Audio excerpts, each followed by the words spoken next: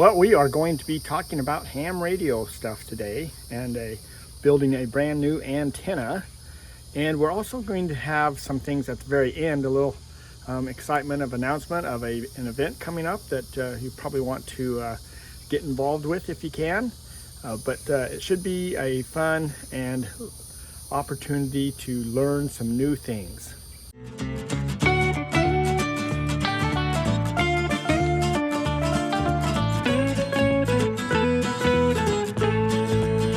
Hi everyone, welcome to Tigner Adventures.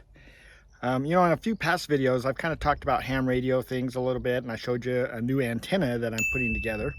And so I thought in this video I'm going to show you how I'm going to build and attach this new antenna to my rig and set it all up. So it's going to be a long 23-foot antenna. I'm going to use a lifter, they call it. I can raise it up and then set it back down on the top of my rig. And I'm going to use an ICOM AH-4 auto tuner is the plan at this point. I still have to order it, and I'm on the road, so I'm not really sure where I can have it sent yet. So I haven't done that yet, but I'm going to go ahead and get the lifter and the antenna done so I can quit having to put them in and out of the car because they're kind of in the way. So anyway, so that's what this video is going to be about. And to start off with, I'm going to paint this lifter. It came black, but my roof is white, and so I want to make it white also, which will help reflect any heat and things on it and stuff like that. So this is the first thing we're going to do, and then once that's all painted, then we'll start actually putting the antenna together and figuring out how long it's going to be.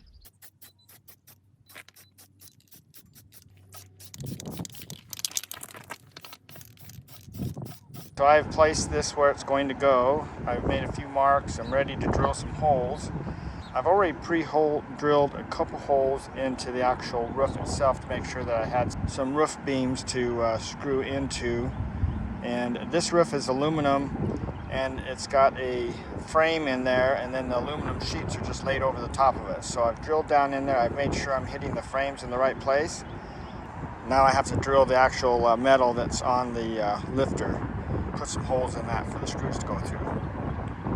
All right, now the goal here is to take all this pieces of aluminum scrap that I've picked up from different antennas and build me one that will be sturdy enough to go whatever distance up in the air. Probably at least 23 feet is what it's got to stand up and be pretty sturdy. And so that's what we're kind of shooting for, and see where we're at. Okay, I've put the antenna together with all these different pieces, and I've come down here to the base. Now this one here actually fits into the lifter, and so what I'm going to do is I've put this piece of fiberglass in here, and I'm going to mount that in here. So you can see I now have this together. So I have my connection point here. This is just screwed through here. This can be for my ground or whatever for this bottom portion. Basically all that is I've got screws through the fiberglass so that if these clamps get loose, I don't lose the pole. But this will also act as my connection point. So it goes through there. I've got this little dead spot right here so that this isn't grounded to this. And if you look at each one of my connections here, I basically have done the same thing.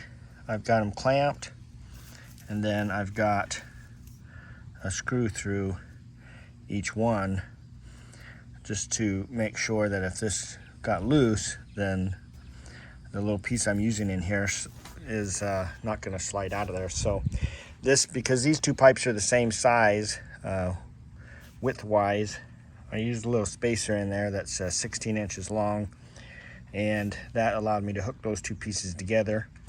And then I continued on down and just kept on going, and it now gets smaller and smaller, shrinking down. And then my last piece, and this will actually allow me to go up to 30 feet if I want to, but I don't really need to go that long, I don't think. I got to look in to see exactly how long I need to go. This is at 26.5 26.8 inches right now, or 26 and 8 inches. So I can cut that off wherever I actually need to cut it off at. And I still have all this aluminum left over that maybe I can donate to the local club or something. I got my tuner.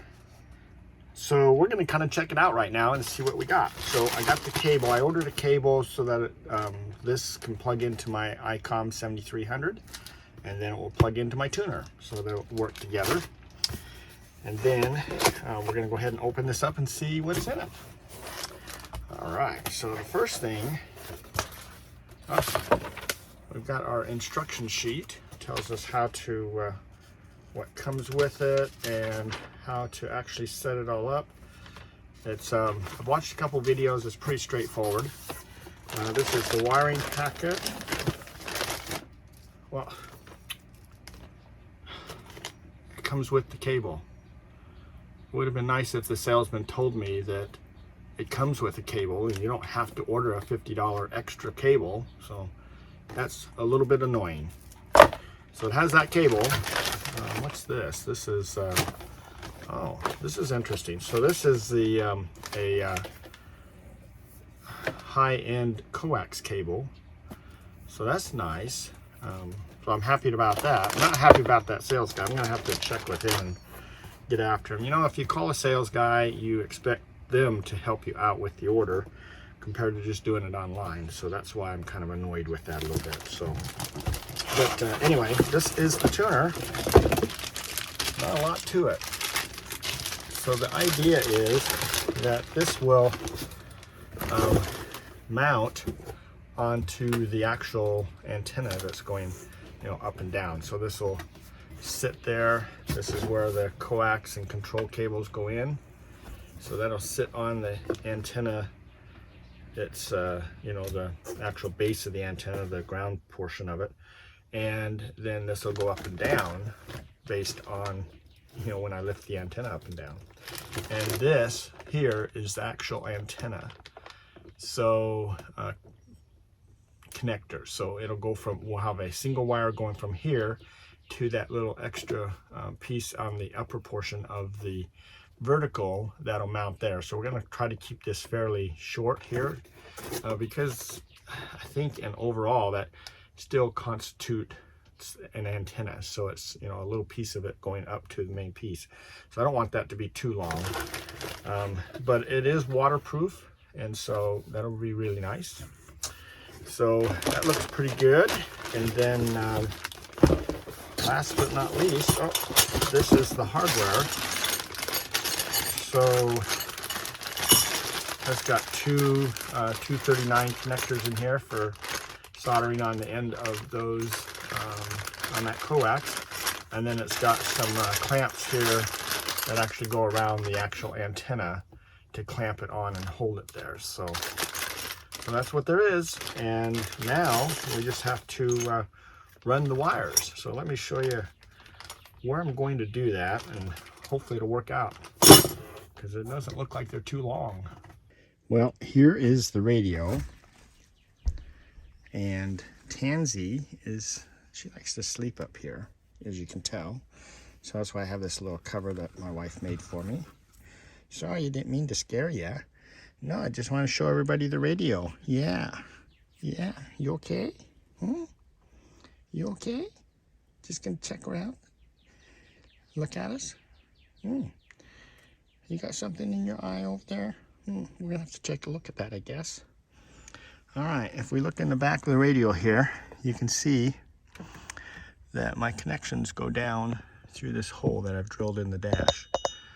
So I'm going to run these cables down through there. You can see that this little connector right here is where that tuner plugs in, and tuner and the coax will go down that black hole there, and then those are going to actually go through the dash and kind of come up the side right here. There's a rail that's between the window there, so it'll come up, and it's actually going to go out the roof right up in there. So I've got to tear that liner out to kind of get access to where we're going to drill the hole to go up into the roof. All right, so I've pulled that all apart and I figured out where I want to go up through the roof.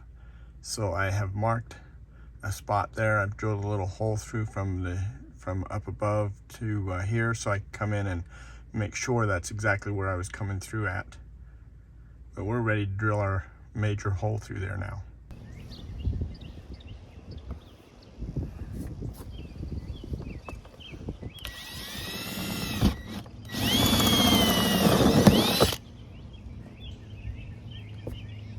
The hole is drilled and it's ready to put in the conduit piece that's going to connect between the roof and allow our wires to run out to our lifter.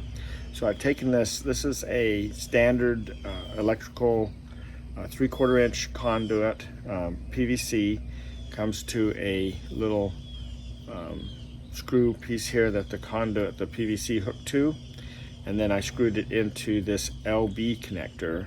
This is 3/4 inch. I've screwed it in there with silicone and everything, so it's got a silicone edge around the inside, a bead, and it's also got silicone across the threads to allow it to make it so that water doesn't come into this conduit. And then what's going to happen is that the hole that I just drilled, this will sit on top of that hole, and then this threaded piece right here, along with this flat washer that I have drilled out to be the size I need it to be, using that same hole side on the roof, will screw on there all the way up, and I'll put silicone around this up by the roof, and also on the threads of this one and up in the threads of this, so that when I screw it all in, it'll seal it and there won't be anywhere for water to come in that way. Now on this end of the tube, all that's here is I've actually heated this up and bent it up just a little bit, so it'll stick off the roof by about 3/8 of an inch. And that way what will happen is the wires will come out of here. If any water gets down here on the roof, it won't go in here because this will be up above the roof. And then I'm going to take plumber's putty and squeeze in all around the wires in this connection right here, and also on this side to help prevent water from coming back in here and dripping down into the ceiling of the actual RV. So we're going to go up and mount this up there now, get it all in place, and then we'll let that silicone dry as we work on getting all the wires where they need to be. I have dropped the rest of these wires down here, and so what we need to finish up is to pull them the rest of the way down along the window here and down through the dash right there, and then we'll run the ground wires all the way down to the frame, and the other wires will run over here to the 7300, which is right under that dash cam right now with the cover on it. So to make things a little bit easier, I have wired them all together here, or actually taped them all together with this pull string, and the pull string is already run down through that skinny little area of the window. And so now it's just a matter of working all the wires and the pull string down through there, and then we'll get them out through the bottom, and that's the hard part.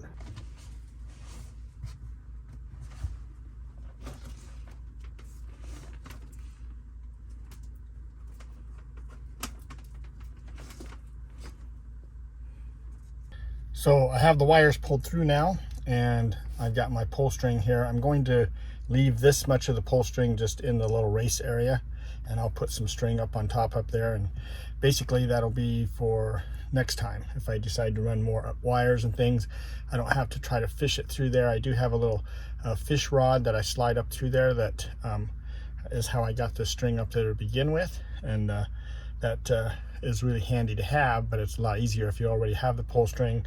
So typically once I've done it, then I just leave a pull string, and then I don't have to do it again.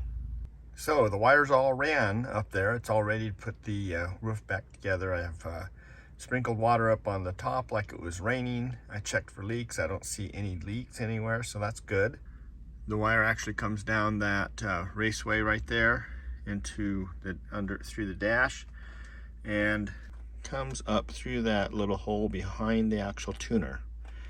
Now when I did that, I had to actually solder these ends on to that coax cable. You have to run the wire through the tuner and through that hole before you put the ends of the cables on. So I did that. I did not videotape that part of it. There's a lot of YouTube videos out there on how to actually put those ends on, so I didn't worry about that too much. So I've ran the cable from the lifter to this switch right here, and if you notice, I've got it marked red.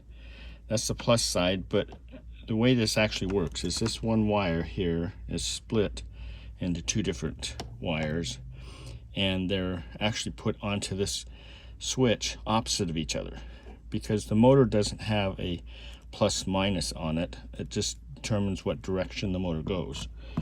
And then if you look in here, I've connected the hot side of that together with these Anderson pole connectors, and I've actually just split off from my power that goes up to my actual radio.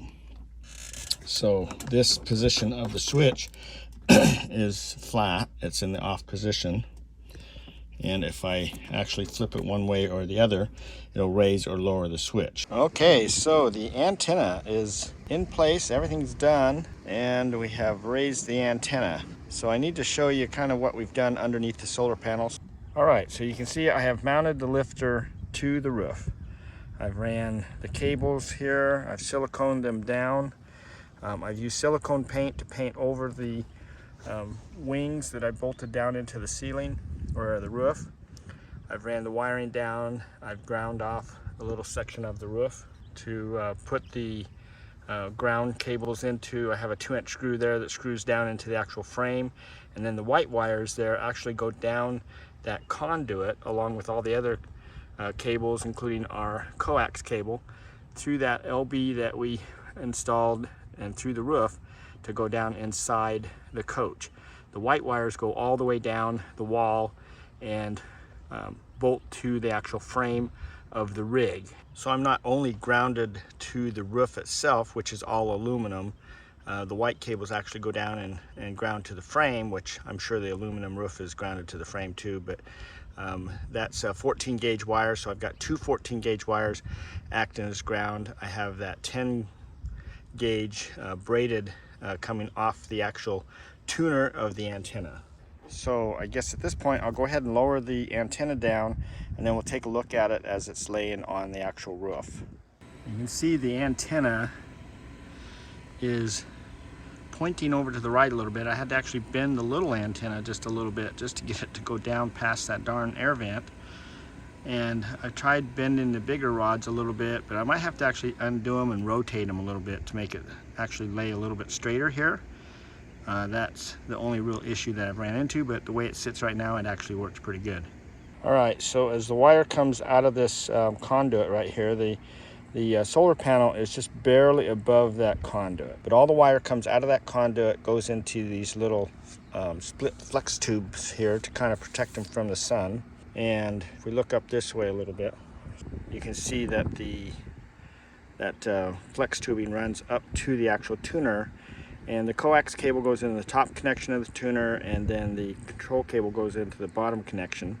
It's all water sealed tight, so we don't have to worry about that. The actual tuner is actually connected to the antenna by those little U-clamps. And then if we get a little closer here, you can see the wire comes out of, I put a little weather strip thing on here, but the wire connects to the tuner here and then actually runs over here to the antenna. And so the antenna actually starts at this point as far as the length goes, and then goes to there. So I haven't changed anything on the antenna, so I'm currently at about 27 feet. The tuner says it has to be a minimum of 23 feet. Anything over that is great, and you can go clear up to 35 feet. Also, to help with the antenna actually sitting in place or just not bouncing up and down, I've put these styrofoam packing things I got with my batteries. They came in handy. I just kind of cut those and used some Gorilla Tape and taped them to my roof. So now the antenna itself kind of just lies down on that, and it keeps it from bouncing along as I'm driving down the road. And then on the end where it goes across this last bar, instead of laying right on the bar, I've taken some pipe insulation and just zip tied it to there so that it keeps it insulated that way. So there's no place that this antenna touches metal, so that if I happen to turn the radio on and the antenna's not up in the air, it's not going to be an issue as far as grounding out the antenna. All right, so everything is now in place, and it's all ready to start using it. So that's the fun part of ham radio, is to do certain projects and things, and then be able to try them out and see how well they work. I actually tried this out last night. I actually picked up a guy in Michigan. I'm in Georgia, so I was pretty happy with that. That wasn't too bad, and that's kind of the direction my RV is pointing, as far as pointing more north. So it's I've got my counterpoise is pointed more that direction, north, and so I'm going to go a lot further than because my antenna is at the front of my rig.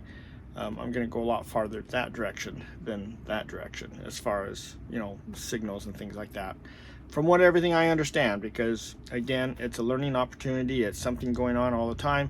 So, and I'm still learning and will be for the rest of my life. But it's a fun little sport, and it's a lot of fun to be active in it. So anyway, the tuner allows the radio to be able to talk to the tuner, which is up on the roof on the antenna, one-to-one, which means one-to-one means all the power that this puts out, the tuner is going to get, and there will be no feedback from the tuner back to here. So when you're it's called an SWR, so signal rate ratio, gets out of whack, then you got to be careful that you're not, you know, that a lot of power is not being reflected back, is what it's all about. So that reflects back to the radio, causes a lot of heat in the radio, and can burn the radio up.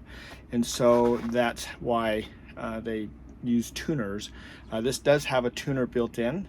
It'll do 3 dB on it, so it does pretty good by itself. If you were to set up just regular antennas and just tune it for the particular band that you're going to use, you would never have to buy a tuner. Okay, in my case, I'm putting on this big tall vertical, and the idea is to be able to hit all the bands with it. Well, the only way to do that is to use a tuner, and definitely some bands are going to work better than others, as the actual antenna will be more resonant on some than others. But I can actually now go across the whole area that particular tuner covers, which is pretty much all the ham bands.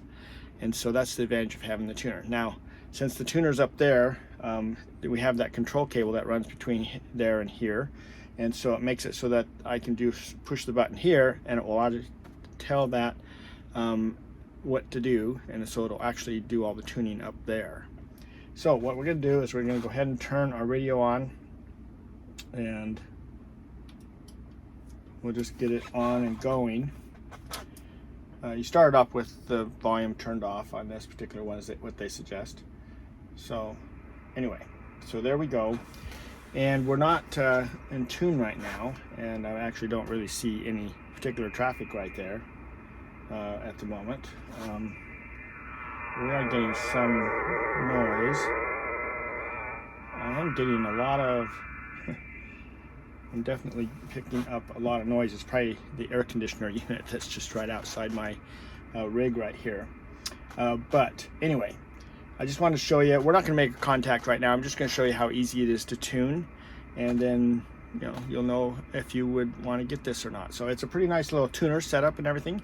But what it says on the instructions of the tuner is you just push the tune button on the radio for 2 seconds, and it will actually tune. And so, and if it can't tune it, then it will come back and the tuner light will go out. All right, so we're going to go ahead and push that tune button, and we're going to push it for 2 seconds. So it did its little blinky thing there. Basically what it does is it transmits on 5 watts of power, even though the radio is set up to be a 100-watt transmission right now, and it does it CW. So it redoes everything, and then it comes up and it actually says tune right now. So we are actually tuned, and we are picking up some little bit of chatter here. We weren't before. but it's pretty faint. But anyway, that's as hard as it is to actually tune this up now. So as you move around and you're checking out things, you know, you can easily just tune into that particular ham band and then play around all you want and not cause any issues with your radio. So project's done. So it's been fun. It's taken a long time. It's actually, we started this back in New Mexico. That's where I actually painted the lifter, was back in New Mexico as we moved across, and we're now in Warner Robins. So it's been about a month and a half now that I've been working on this little project, just an hour here, an hour there. So it's not something that I'm doing full time, but it's been fun. It's been fun. The research has been fun. It's the I showed you what was in the tuner box. I've showed you the tuner's so easy to operate. There's nothing to it anymore. And so it's a pretty fun little setup. So, and it works pretty nice. Also, I wanted to just mention about an activity that the hams do every year, or actually a couple different times a year, but right now during the summer on June 25th and 26th, they are having what they call Field Day. So Field Day it's a national event. So everywhere in the United States, all the ham clubs, individuals can participate, whoever wants to, actually sets up all their things. Ham clubs typically set up their equipment out in a park or, you know, someplace that's public where the general public can actually come by. You can check it out, you can look at the equipment, you can get a chance to get on the radio and see, you know, just talk to people, learn about the sport a little bit. It's what we do for 24 hours. They start on Saturday at noon and they go until Sunday at noon, and they make as many contacts around the United States that they can.